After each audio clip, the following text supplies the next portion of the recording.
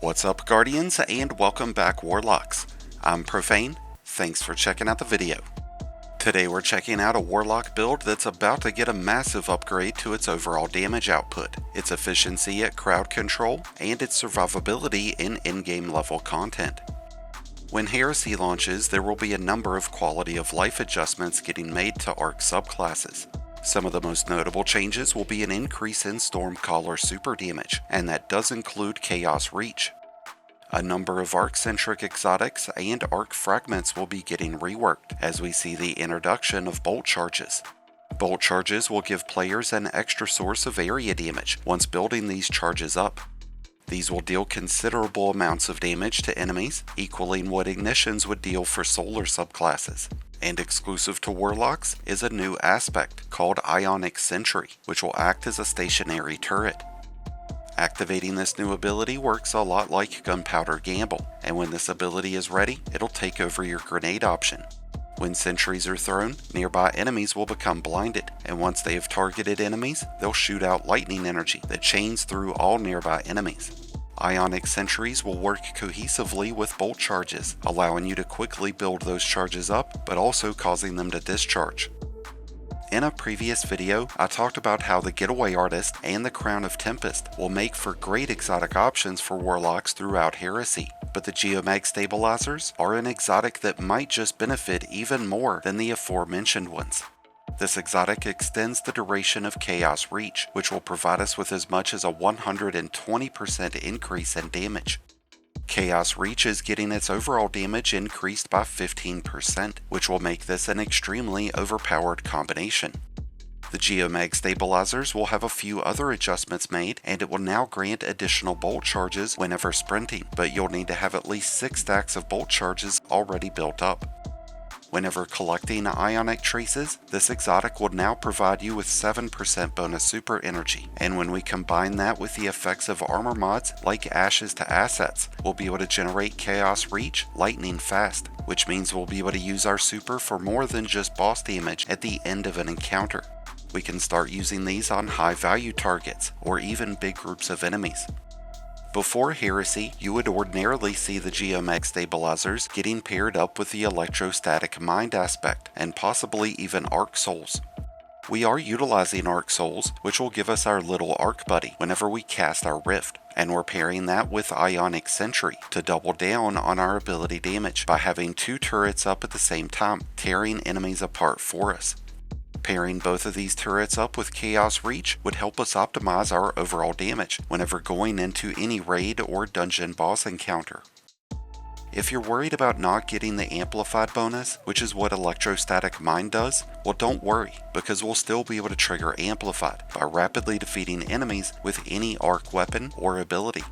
So as long as we're engaged in combat, we'll be able to trigger and maintain the effects of Amplified. And since we'll have 2 different types of turrets at our disposal on top of our other abilities and our weapons, we're not going to have any issues getting Amplified.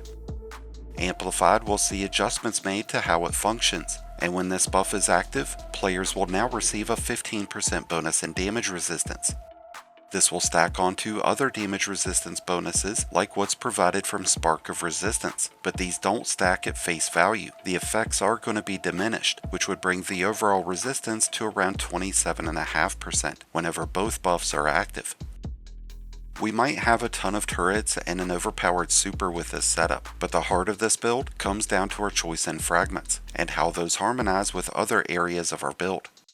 We have Spark of Ions, which will create Ionic Traces for us whenever we defeat jolted enemies.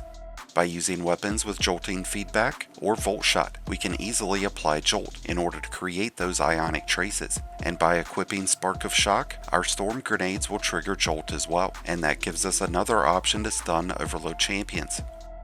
Intrinsically, Ionic Traces provide 12.5% bonus melee and grenade energy and 15% extra class ability energy, so this will greatly improve the uptime of all of our abilities, ensuring that we can have jolting storm grenades and arc buddies ready at a moment's notice. And don't forget that those Ionic Traces will help generate bonus super energy. Whenever we're amplified and we rapidly defeat enemies with abilities or weapons, we'll generate orbs of power, and that's because of Spark of Amplitude. This will help us generate super energy faster, and it's going to help keep weapon surge mods active longer, allowing us to deal more damage with our weapons. And because we are using a recuperation boots mod with this build, each of those orbs will provide us with 70 HP. So between the resistance that Amplified and Spark of Resistance provide, added on to what recuperation does for us, we should have a much easier time getting through in-game content during Heresy. There's a number of exotic weapons that will be getting updated in this new episode, and almost all of the arc-centric ones will do great with this build. The Thunderlord will make for one of the easier options, and this is no slouch when it comes to optimal damage. The combination of Geomag Stabalizers and Thunderlord can be extremely dominating.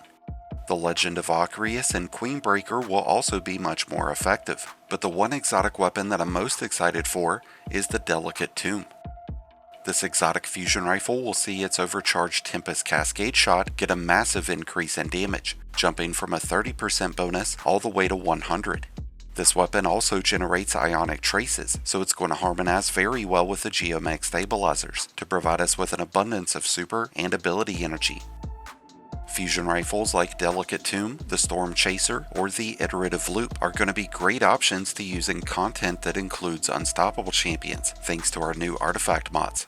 One artifact mod that's going to have a direct impact on the performance of fusion rifles will be Particle Reconstruction.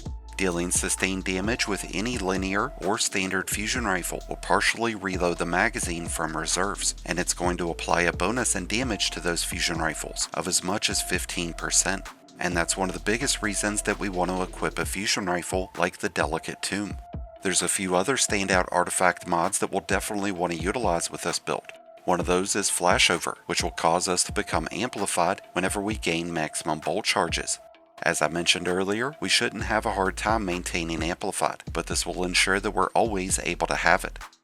We mentioned earlier that weapons with jolting feedback or volt shot will be very important to include in this build, but there's also going to be a number of new fragile weapon mods that come out with Heresy, and these should end up having an impact on the performance of some of the weapons and abilities that we're using, so be sure to keep an eye out for those.